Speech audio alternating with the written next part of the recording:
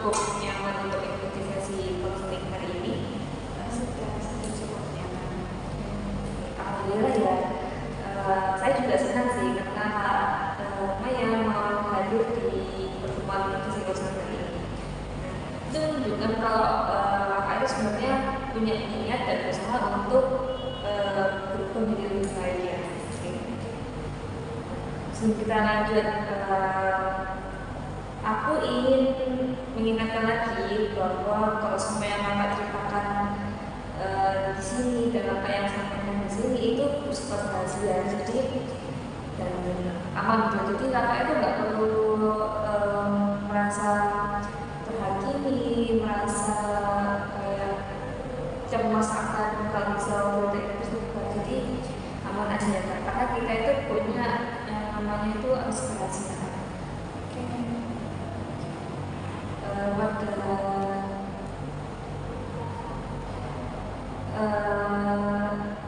Tadi itu kita kan bilang kalau kurang baik itu boleh diceritakan begitu nggak?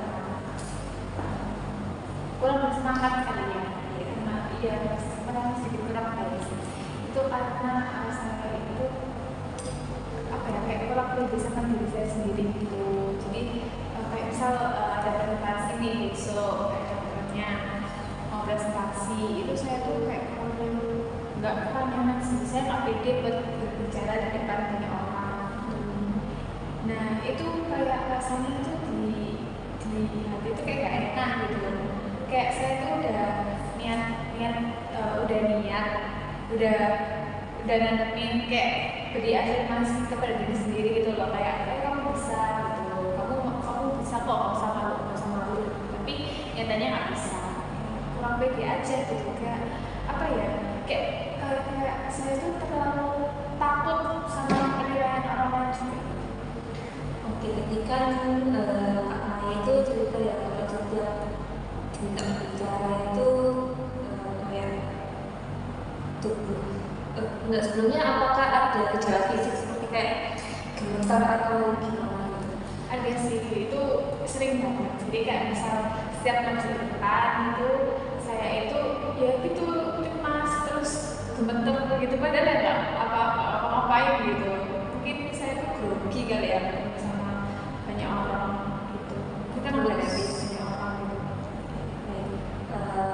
Pas lagi gemetar gitu, apakah suara kamu itu jadi kayak pelan gitu, terus kayak pikiran tuh kayak ngeblank, terus kayak takut salah gitu? Iya, soalnya saya juga kayak kadang-kadang gitu kayak gemeter juga gitu. Terus kayak berubah-ubah juga suaranya, kadang pelan kan gitu. Suaranya kayak gemeter dan tahu nggak sih yang suara tapi suara orang yang terlalu salah gitu ngomongnya gitu. Iya, kayak gitu. Kayak gitu. Oke, nanti kan Mbak Maya itu kalau udah ceritakan setiap bicara di luar orang itu tubuh Mbak Maya itu jadi kayak gemeter terus jadi pelan, terus kayak ngeblank, terus bahkan karena sebelum maju itu Mbak Maya itu udah merasa tersebutnya gitu. Aku bisa memahami kalau situasi itu membuat Mbak Maya itu merasa gak nyaman dan akhirnya tapi aku ingin kamu tahu suatu hal ya, saya diri itu bukan sesuatu yang langsung terjadi sejak lahir. Saya diri adalah sesuatu yang bisa dipelajari dan berlatih. Jadi kondisi yang kamu alami ini sekarang itu bukan kamu, tapi melainkan karena sama ini kamu itu berikan pengalaman yang lebih dan hanya cukup untuk membiasakan diri berbicara di tempat banyak orang.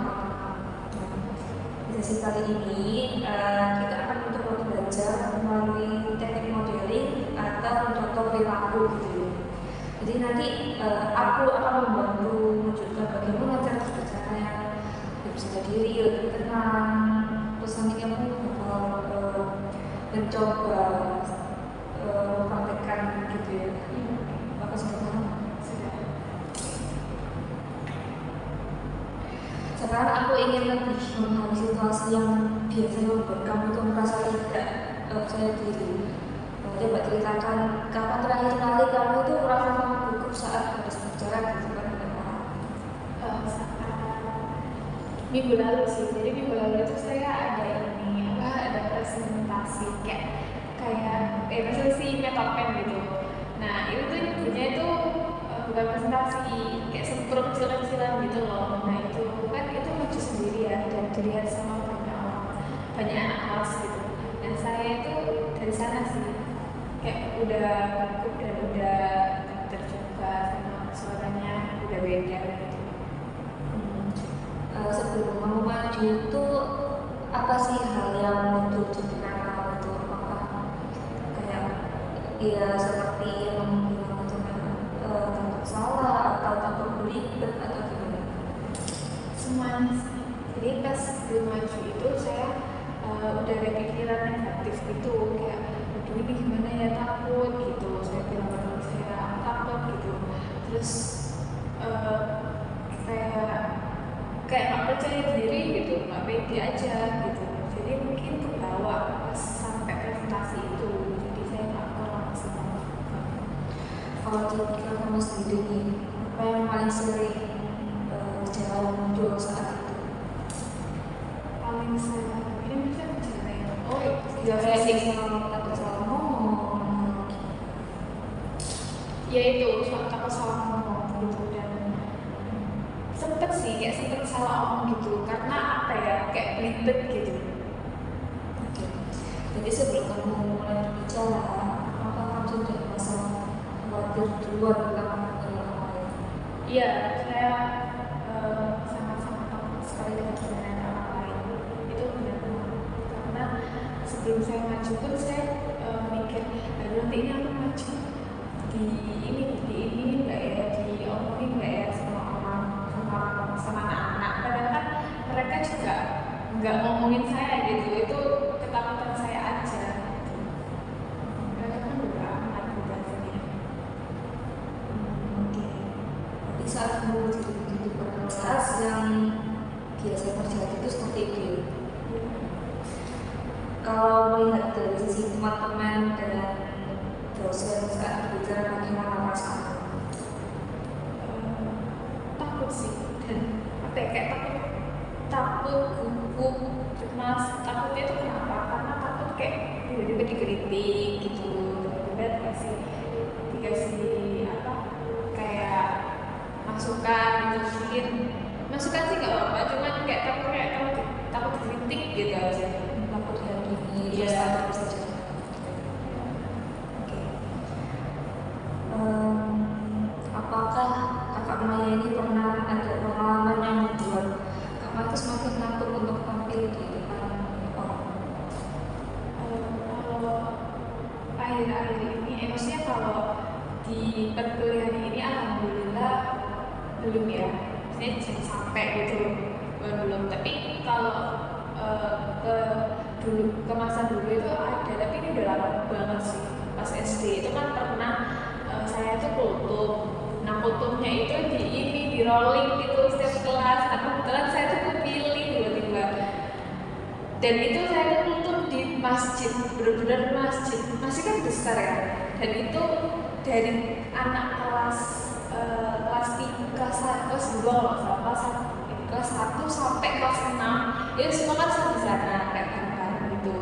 Nah yang di bawah itu benar-benar full laki-laki kan, jadi self perempuan itu ada di atas, jadi saya harus turun dan melewati kerumunan laki-laki itu. Dan pas saya di depan itu kayak benar-benar saya gugup banget, dan itu pertama kali saya maju ke depan. Dan apa ya, kayak ada sorakan-sorakan gitu loh dari anak-anak laki-lakinya. Tapi ya mungkin ya memang sorakannya itu nggak yang menjatuhkan saya, cuman kayak bikin saya tambah deg-degan gitu. Oke. Berarti waktu kejadian itu kurang lebih kamu memang kayak gak pede gitu ya. Oke. Berarti pengalaman itu kayak masih membekas sampai sekarang. Iya, betul sekali sih. Oke. Aku bisa memahami kalau kamu itu juga bisa takut. Nah, ketika ketika seseorang pernah punya pengalaman yang membuat kayak gitu, kayak malu, gak percaya diri, nah itu itu dan pikiran itu jadi kayak lebih kasih gitu ya, terus kayak lebih waspada agar tidak mengulang kejadian yang sama. Akhirnya setiap ada situasi ketika namanya diminta untuk berbicara di depan umum, tubuh itu pasti langsung memberi respon yang cemas meskipun sebenarnya itu situasi yang belum tentu buruk. Selama ini ketika sahabat itu muncul, apa yang biasanya kamu melakukan supaya itu lebih atau mungkin lebih jelas? Setelah itu muncul ya, biasanya kayak afirmasi positif dari teman-teman sih. Jadi kayak misal, ayo gak usah takut, kamu bisa kok gitu. Terus kayak semangat teman-teman gitu, bikin saya tuh lebih percaya diri lagi gitu. Itu sih. Kalau misalnya nih kamu ada kesempatan untuk bertanya atau menyampaikan negatif sampai dengan pulang, apa kamu pede atau mungkin ini kan intinya tuh kalau dikasih kesempatan gitu. Kalau dikasih kesempatan untuk bertanya ya, mungkin saya nggak akan tanya. Tapi kalau emang mengharuskan, kalau mungkin mengharuskan saya untuk harus bertanya, nah itu saya agak 50-50 lah, takut gitu. Misalnya kamu tuh pengen, cuman kayak takut berbicara, terus kayak sama takut itu pasti lebih besar gitu. Untuk kamu sendiri, apa yang membuat rasa takut itu terus pasti? Mungkin karena pikiran negatif sih itu mungkin yang bikin aku nggak berkembang ya, itu pikiran negatif. Maksudnya kayak mikir yang jelek-jelek dulu gitu, padahal ya kalau dilakukan itu ya bisa maksudnya. Terus kayak cara mencoba gitu. Iya, kayak cara mencoba juga. Nah, faktor cara mencoba itu juga bisa buat aku ini sih kayak deg-degan gitu. Soalnya kan kalau udah lama nggak bicara di depan umum, sekalinya bicara kan ngeblank gitu, dan takut gitu. Tapi kalau sering-sering berbicara di depan umum, kayak dilatih gitu, itu enggak mungkin bisa. Nah itu kan penting sekali ya, karena semakin sering seseorang menghindar maka rasa takut itu makin kuat. Bukan karena kamu itu kemampu, tetapi karena kamu itu belum diberi kesempatan dengan dirimu sendiri untuk belajar dan membuktikan bahwa dirimu itu bisa. Di sama ini yang sudah itu karena kamu itu tidak punya kemampuan, melainkan karena pikiran dan tubuhmu itu sudah terbiasa merespon dengan rasa takut setiap kali harus tampil di depan orang gitu.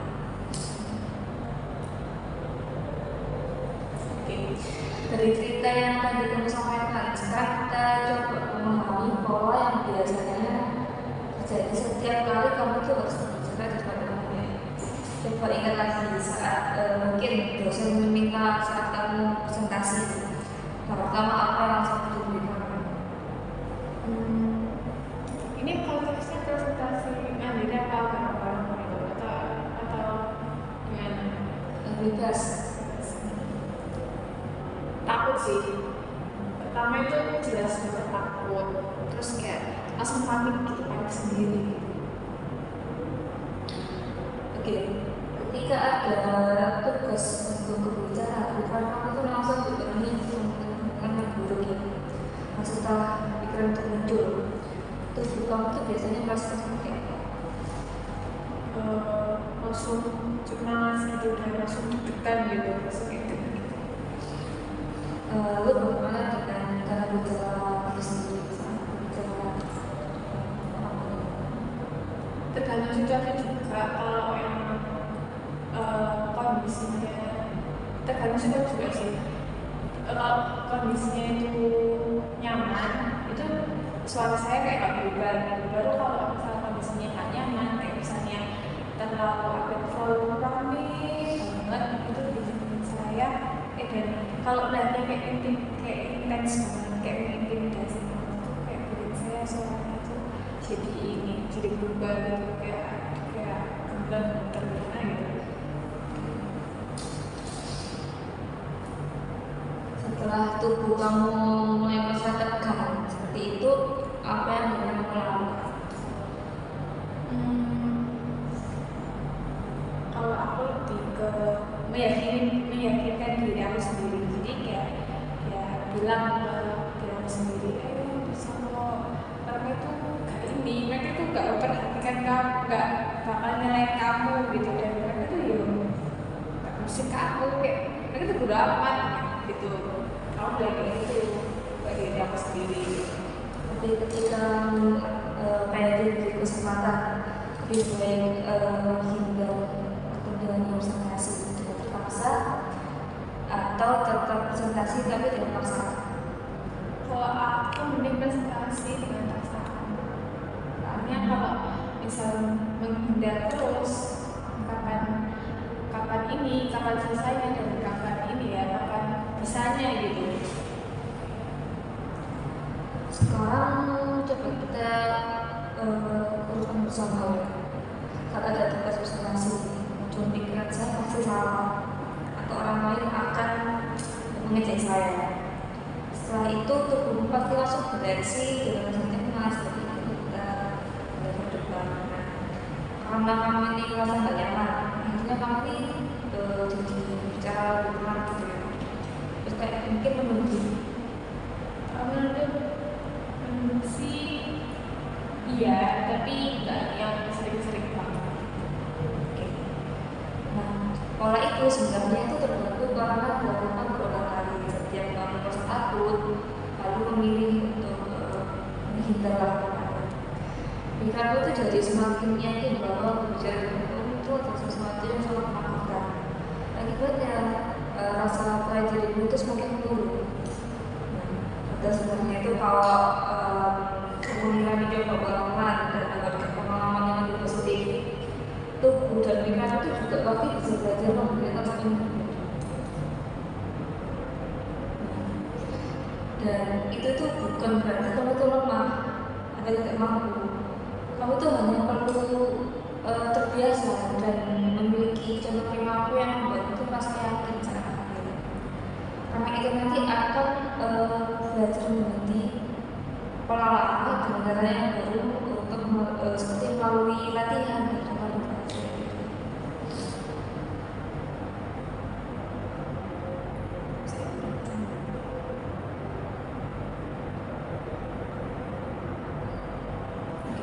Sekarang saya akan memberikan contoh sederhana bagaimana bicara dengan diri sendiri. Coba perhatikan posisi duduk, kontak mata, dan cara berbicara. Selamat pagi teman-teman. Hari ini saya akan presentasikan tentang komunikasi. Oke, itu contohnya ya. Nah, saat berbicara tadi, saya kan mencoba untuk dekat, suara juga lebih jelas dan tetap lawan bicara dengan pelan. Kamu bagian mana yang paling terlihat? Terlihat apa? Kalau mungkin cara berbicaranya, kontak matanya, atau seperti posisi apa gitu. Suaranya sih. Oke, bagus. Sekarang coba kamu tirukan pelan-pelan, tapi nggak perlu yang kayak langsung setengah gitu, kayak melakukan aja. Ini posisi juga ya? Iya. Oke, selamat pagi. Kenalin nama aku Maya. Aku mau mempresentasikan PPT hari ini. Bagus sekali, aku juga mencoba ya. Sekarang coba posisi baunya lebih dekat dan suaranya lebih sedikit diperjelas. Selamat pagi semuanya. Kenalin aku Maya. Di sini aku mau mempresentasikan hasil dari diskusi. Tadi sudah baik ya, sekarang sudah lebih terdengar lebih jelas. Lalu bagaimana saat bisa mencoba itu? Kalau perasaan saya ya agak sedikit lega, tapi nggak terlalu kalau besok ya. Kalau presentasi lagi gitu. Berarti intinya masih gitu, tapi lumayan lega gitu. Itu kan contoh perubahan kan tidak langsung hilang dalam sekali latihan ya.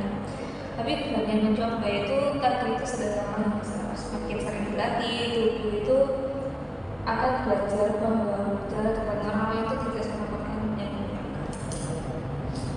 Oke, dari sesi hari ini apa yang paling kamu dapatkan? Dari sesi hari ini tuh aku dapetin kayak kalau aku menghindar terus itu aku nggak akan berkembang gitu. Betul sekali. Dan saya melihat kamu sebenarnya itu mampu ya, hanya perlu bisa diri untuk pengalaman yang baru yang lebih positif. Saya mau kasih latihan minggu ini ya. Untuk minggu ini aku mau nyoba kamu tuh berbicara di depan cermin selama 3-5 menit lah tiap hari. Bisa cerita diri atau bisa kuliah dengan suara yang jelas. Tujuannya itu supaya tubuh kamu itu mulai terbiasa dan kamu itu juga boleh mencoba kotak mata saat bicara dengan teman maupun suka. Nah, nanti di pertemuan berikutnya kita itu lihat perkembangan kamu ya. Oke. Terima kasih karena kamu hari ini sudah mau mencoba dan terfokus sampai sini. Semoga latihan kecil ini yang kita lakukan bisa membantu kamu itu lebih bisa diri sendiri. Terima kasih. Terima kasih.